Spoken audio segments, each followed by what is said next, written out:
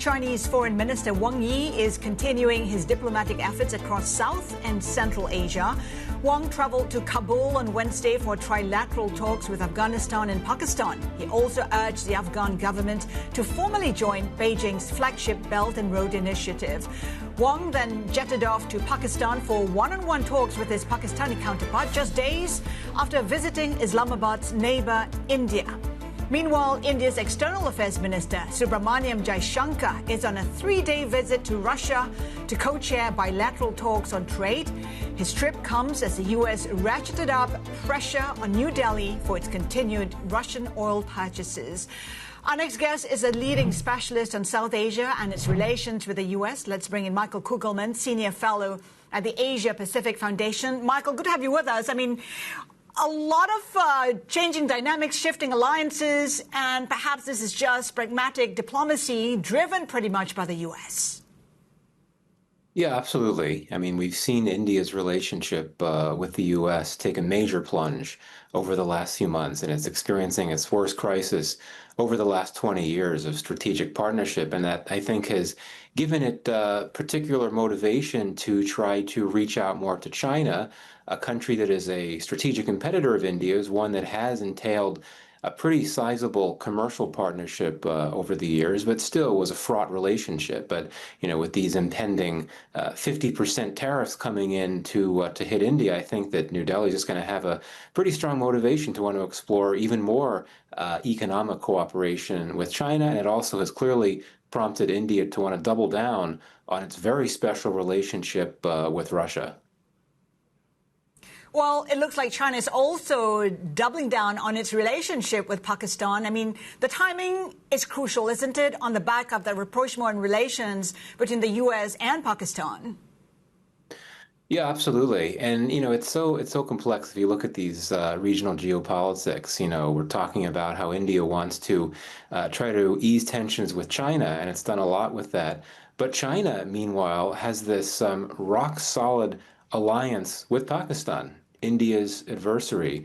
And I'd argue that India-Pakistan relations are worse now than they've been at any time in recent decades following a really nasty conflict back in May. So I think that India will have to be very careful. I think there will be limits to just how much of a détente it could actually enjoy with China, because, as we see, Pakistan continues to be keen to focus on that very special relationship with China. And the fact that Wang Yi is in Pakistan now is just a reminder of just how deep that relationship is between China and Pakistan. But of course, the U.S. wants to forge a closer relationship with Pakistan. How do you think China is looking at that? Well, China's position is much like Pakistan's position. This idea that Pakistan should balance ties with both the U.S. and China. That's the official position of Pakistan and of China. So, I think that China will not necessarily be upset or concerned if there are indications that the U.S. is moving closer to Pakistan, though we should not overstate just how much is happening with U.S.-Pakistan relations. Yeah, a lot of high-level engagements and all of that, but it's unclear to me that on substantive levels, the U.S.-Pakistan relationship has really expanded that much. There's been a lot of talk about how the U.S. wants to explore critical minerals opportunities in Pakistan and look into cooperation on crypto. There's a new energy deal between the U.S. and Pakistan. President Trump said there's massive oil reserves in Pakistan. It's unclear how massive those oil reserves actually are. So I think this is another reason why Beijing wouldn't necessarily be that concerned about these changes in U.S.-Pakistan relations, because the messaging is positive, the intentions are very positive, but there's not really that much happening on substantive levels just yet between the U.S. and Pakistan. And also, isn't it true that Pakistan's military future is Chinese? We saw how the J-10 jet of the Chinese helped Pakistan bring down the Indian jet. Yeah, absolutely. This is the first time ever, after all these decades, that Pakistan has actually inducted Chinese weaponry into its combat operations against India.